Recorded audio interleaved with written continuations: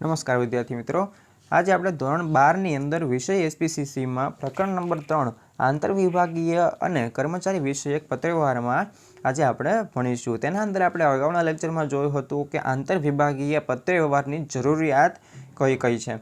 તેના માટે આપણે 6 જરૂરિયાતો જોઈ હતી। હવે આજે આપણે જોવાનું છે કે નોટિસ અને પરિપત્ર વચ્ચેનો તફાવત કયો છે અને શું છે તે સમજવાનું છે।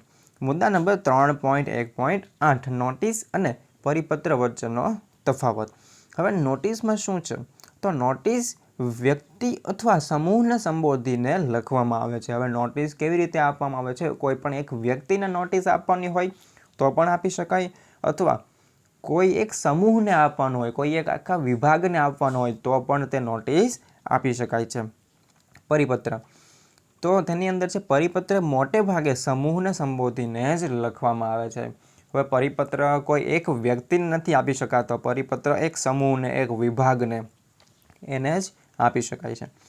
હવે નોટિસની અંદર બીજું, નોટિસ દ્વારા કાયદાકીય દ્રષ્ટિકોણ સ્પષ્ટ કરવામાં આવે છે। હવે નોટિસ દ્વારા શું સ્પષ્ટ કરવામાં આવે છે? કાયદાકીય દ્રષ્ટિકોણ, કયો કાયદો કે કયું કાર્ય તે સ્પષ્ટ કરવામાં આવે છે નોટિસ દ્વારા કોઈ એક વ્યક્તિ અથવા તો સમૂહને।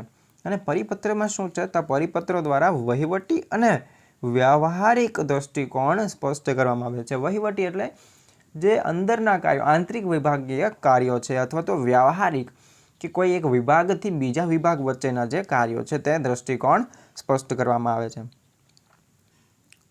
ત્રીજું, નોટિસ દ્વિમાર્ગી સંચાર વ્યવસ્થા છે, એટલે કે કર્મચારીઓ ઉપરી અધિકારીઓને અને ઉપરી અધિકારી કર્મચારીઓને નોટિસ આપી શકે છે। ફરીવાર એકવાર સમજી લેજો, નોટિસ કેવું છે? દ્વિમાર્ગી। ખાસ યાદ રાખજો, ટીક કરી લેજો, નોટિસ દ્વિમાર્ગી સંચાર વ્યવસ્થા છે।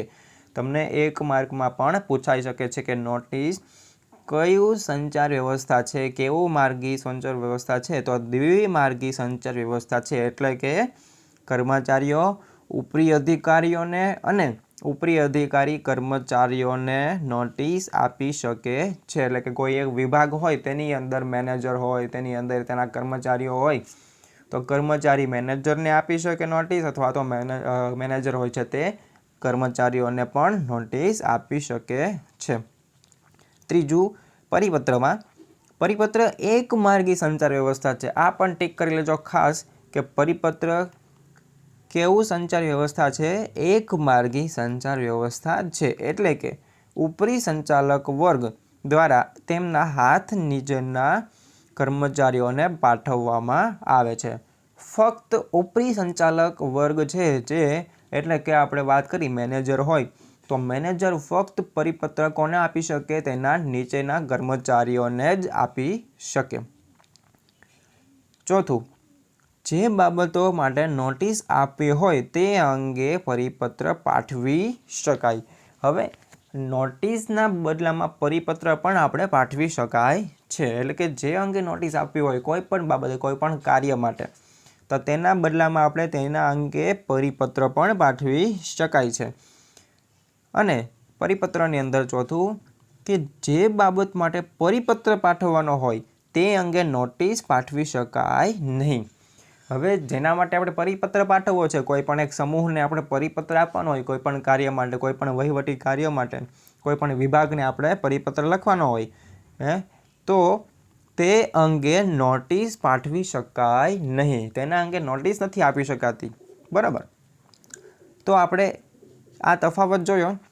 જો પરીક્ષામાં તફાવત પૂછાય છે અને વધુમાં વધુ આ તફાવત તમને 3 થી 4 માર્કમાં પૂછાઈ શકે છે, તો નોટિસ અને પરિપત્ર વચ્ચેનો તફાવત ટૂંકમાં સમજાવો તો પૂરેપૂરા 4 મુદ્દા બંને બાજુના તમારે લખવાના રહેશે। હવે આગળના લેક્ચરમાં આપણે જોઈશું કે તેના કારણદર્શક નોટિસના પત્રો, નોટિસનો અર્થ તે આપણે જોયો, અહીંયા પરિપત્રનો અર્થ તે આપણે જોયો।